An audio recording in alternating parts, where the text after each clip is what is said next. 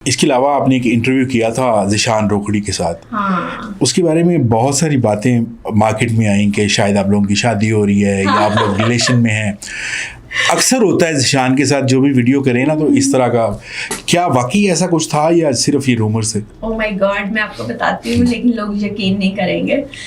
यकीन करें, मैं हैरान रह गई जब ये वीडियोस आई ना, और बहुत से लोगों ने तो ये कहा, किसी ने कहा ये इसका पुप्पो का बेटा है, इसी से शादी कर ली। किसी ने कहा ज़ीशान ने फैसला कर लिया वो ज़ैनब के बगैर नहीं रह सकता, उससे शादी कर ली, दिस एंड दैट। लेकिन यकीन करें, मेरे और ज़ीशान के पास एक दूसरे का नंबर भी नहीं है, आप मान सकते हैं। अच्छा, हाँ, हम दोनों एक दूसरे के साथ कांटेक्ट में भी नहीं है। हम लोग तो जस्ट एक इंटरव्यू था। अच्छा, इंटरव्यू की हद तक था। देन हम लोग तो कार्ड का वेट कर रहे थे कि कब ऑनलाइन कार्ड आएगा शादी का। ज़ैनब यूसुफ वेड्स ज़ीशान रोकड़ी। नहीं, मैरिड इंसान से तो मैं कभी शादी नहीं करने वाली, चाहे वो सोने का ही क्यों हो। कैसा इंसान लगा आपको ज़ीशान रोकड़ी? ज़ीशान रोकड़ी हिमसेल्फ बहुत अच्छे इंसान है, ठीक है, लेकिन शादी के पॉइंट ऑफ व्यू से ऑब्वियसली नॉट, और ना ही उनका कोई इंटेंशन, ना ही मेरा। सो अल्लाह करे वो अपनी एक ही बीवी के साथ निभाएं, एक के साथ ही रहें। तो एज अ वुमेन एक ही बीवी होनी चाहिए आदमी। मतलब आप वो औरत, कभी दूसरी औरत नहीं बनने वाली, औरत की दुश्मन वाली सीन नहीं है। हाँ, कभी नहीं बनने वाली। That's very nice. एक चीज़ आपने बड़े अपने इंटरव्यू में कहा था और वो कंट्रोवर्शियल भी थी, लोगों ने उठाई भी बहुत ज़्यादा। आपने कहा कि यार अगर आप लोगों को शुगर डैडीज मिलते हैं तो ज़रूर गो फॉर दैट। तो ये क्या है शुगर डैडीज के बारे में थोड़ा सा हमें बताएं कि मार्केट में कैसे वो मतलब प्रिवेल करते हैं और रहते हैं। मैं बताती हूँ, बहुत सी मेरी जो दोस्त हैं, मेरे सर्कल में लोग, वो ना शुगर डैडीज को सीरियस ले लेती हैं, ठीक है, कि ये हमसे शादी करेंगे। या जिन लड़कियों का होता है कि चलो कोई बंदा जो शादी, चलो हम मतलब औरत ना, मुझे लगता है किसी भी बंदे के साथ जब डेट करती है, डिनर पे जाती है या बात ही करना शुरू करती है ना, तो उसका एक ही पॉइंट ऑफ व्यू होता है कि शादी करेंगे, ठीक है। तो मेरा ये कहने का मतलब ये था कि कभी भी शुगर डैडीज को सीरियस मत लें, मोहब्बत के चक्रों में मत पड़े, क्योंकि उनकी पहली बीवी बच्चे उनके लिए प्रायोरिटी है। तो अगर उन्हें खा सकते हो तो खाओ, जितना हो सके खाओ, लेकिन बैग्स और ये चीजें लेने का कोई फायदा नहीं है, कैश लो। मतलब बैग जरा लेके क्या कर, यकीन करें मेरी मॉडल दोस्त ने this and that sugar daddies उन्होंने रखे हुए हैं, बैग्स ले लिए, ठीक है, परफ्यूम्स ले ली, और एट द एंड अल्लाह माफ करे जब वो आदमी नहीं होते उनके पास, तो उनके पास कोई जरिया नहीं होता, और फिर वो स्मोकिंग, फिर इन बुरे कामों पे लग जाते, और वो सारी चीजें, और फिर एक एज होती है ना, आपको शुगर डैडी भी अगर मिलेगा तो एक एज, जब वो एज गुजर जाएगी क्या करोगे? तो या तो अपने टैलेंट पे आगे आओ, या ऐसा मत करो कि हमने इससे शादी करनी है, शादी वाला सीन निकाल के बाकी अगर हो सकता है कैश लो। मतलब कैश पे काम को, सॉरी, कैश होनी चाहिए, आप बैग्स पे नहीं जाती। Bags, perfumes, this are bullshit. कोई पता नहीं शालम से लेके आके वो बैग्स कहे कि ये एलवी का है, इस तरह की हैं। मगर आपने देखा होगा वो अंकल जो बेचारे तो नहीं कहेंगे, वो औरतें जो बेचारी उनको शुगर डैडीज मानती हैं, उनकी बड़े हुए पेट और उनका मतलब ना लुक्स ना कुछ भी, मगर उसके बावजूद वो उनके साथ रह रही हैं, तो उनका बनता है यार। हाँ कि यार तो वो ले, एटलीस्ट कोई प्लॉट ले। वो कहते हैं ना कि आदमी अगर प्यारी लड़की से बात भी कर ले, उसकी एज बढ़ जाती है, हार्ट अटैक का रिस्क कम हो जाता है, डिप्रेशन कम हो जाता है, तो इतनी रेमेडी वो आपको दे रही है, कुछ तो देना बनता है at the end of the day. बिल्कुल सही कह रही हैं। दूसरा, शुगर आंटीज हैं कहीं पर? मुझसे बहुत लोग सवाल पूछते। लिटरली मुझे नहीं पता था, लेकिन मेरे कुछ बहुत अच्छे दोस्त, उन्होंने बताया कि शुगर आंटीज भी एग्जिस्ट करती हैं। यस, पोर्श इलाके में बाकी एग्जिस्ट करती हैं। हाँ, करती हैं। मतलब मैं कभी मानती नहीं थी। एक दफा ना युवा हमारा ना एक जानने वाला है, उसका दोस्त था, ठीक है, और उसने ना अचानक से ये लैंड क्रूजर ले ली।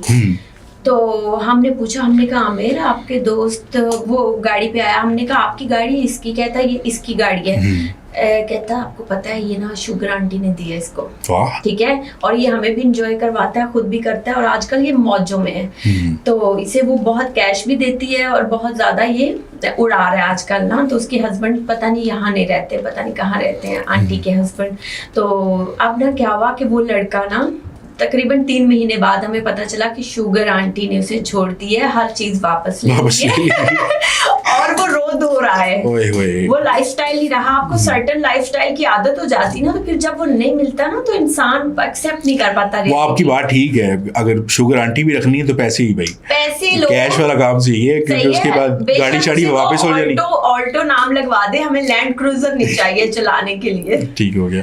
ऐसी कहाँ मिलती हैं ऐसी आंटीज? मुझसे बहुत सारे क्वेश्चन होते हैं, मैंने लास्ट टाइम इस तरह का क्वेश्चन किया। ये मुझे नहीं पता कहाँ मिलती हैं, बट आई थिंक ये कोई इंस्टा के थ्रू या कुछ, आई डोंट नो, या ये बाकी वो सर्च कर लेंगे खुद ही, बहुत सियाने। आपको भी लगता है चाहिए? नहीं मुझे, आप तो आपसे खुद ही कांटेक्ट कर लेंगे। नहीं मुझे नहीं चाहिए। मैं तो मोटी लड़की की मुझे देख के, अच्छा, मुझे मोटी लड़की अगर फोन करके ये भी कहे ना कि मैं आपसे बहुत प्यार करता हूँ, मैं मर जाऊंगी, वो कुछ भी हो, हाँ नस काट लो, मतलब मुझसे नहीं होता वो। हाँ बिल्कुल, मतलब मैं थोड़ा सा, आंटी ने बहुत खुद को फिट रखा हो, प्यारी भी हूँ, अमीर भी हूँ, फिर क्या प्यार है? चांसेस बन सकते हैं, अगर बहुत प्यारी है तो लेट्स सी क्या बनता है। अब किसी भी लड़के से मिलती हैं फॉर एग्जांपल, तो आपको ये पता चल जाता है यार ये मुझे किस तरह देख रहा है। ये मैंने लड़कियों से सुना है, क्या वाकई ऐसा है? पता चल जाता है। नेक्स्ट दफा कुछ हरामी होते हैं, नहीं पता चलता।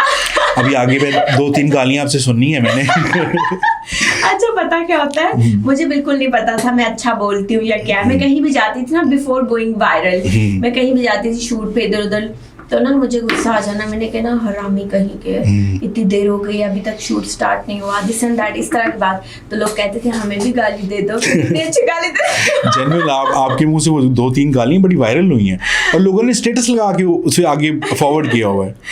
और मुझे बहुत गुस्सा है ना, तो मैं कहती हूँ बहन के फंडे। अब मुझे नहीं पता इसका क्या मतलब है, वो सुनने वाले मेरे ख्याल में जान जाए, बनाई है अपनी तरफ से। वही चीज कि ये वाकई होता है कि आपको पता चल जाता है कि यार ये किस एंगल से देख रहा है। बहुत से लोग जो वेल प्रैक्टिस्ड होते हैं ना, जिन्होंने बहुत प्रैक्टिस की होती है लड़कियों को उंगलियों पे नचाने की, उनका नहीं भी पता चलता।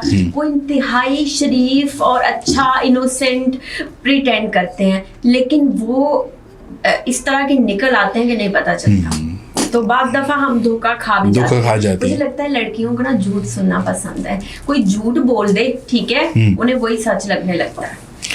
मतलब रियलिटी से वो दूर रहना चाहती हैं। कहती है कि आओ झूठ बोलो और मुझे पटाओ। अच्छा, मतलब जितना अच्छा आप झूठ बोलेंगे तो आप अच्छी लड़की पटा सकते हैं। हाँ, अच्छी लड़की पटा सकते हैं। तो जो हरामी आदमी होते हैं ना, उन्हें प्रैक्टिस होती है, उन्हें तरीका आता है। ये इस एज के साथ साथ जितना वो कर चुके होते हैं तो उनके लिए तो बड़ा आसान होता है।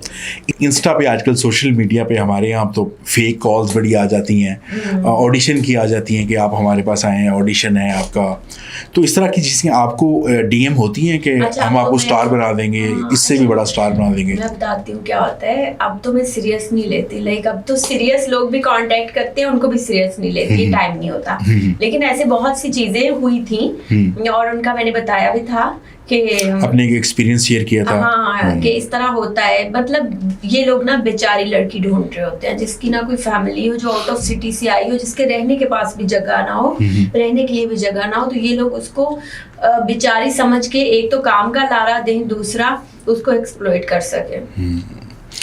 तो ये रियलिटी है। अगर आप वैसे भी देखेंगे ना, तो बहुत अच्छे घर के लोग ना कभी भी ड्रामाज मूवीज में नहीं है। ये बहुत स्ट्रगलिंग लोग होते हैं मूवीज ड्रामास। बिल्कुल मिडिल क्लास लड़कियां जो है क्लास होती हैं, फिर जिनकी फैमिली का कोई अता पता नहीं होता। मतलब बहुत सी एग्जांपल्स हैं हमारे पास ना।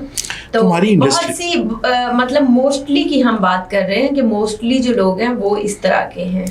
हमारी इंडस्ट्री मेरे ख्याल में फ्लरिश इस वजह से नहीं कर सकी कि जो टैलेंटेड नहीं है वो उनको सामने ले आते हैं और जो टैलेंटेड हैं वो मानने को तैयार नहीं है। ठीक हो गया। वो कहते हैं हमें क्या जरूरत, हम कुछ और कर लेंगे। वो यही कहते हैं कि यार हम आपको क्यों लॉन्च करें, कोई वजह तो है।